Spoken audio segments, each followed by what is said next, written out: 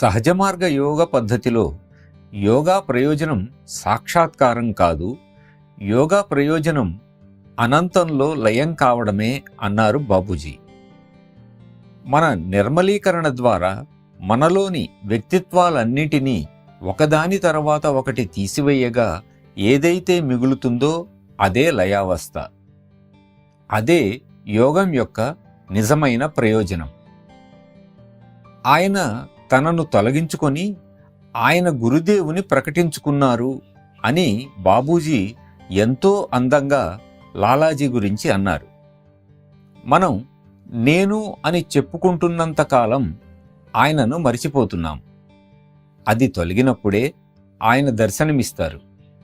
అదే వ్యక్తిత్వ ప్రకటనమనే యోగ ప్రక్రియ చరమాంకంలోని చివరి ఘట్టం.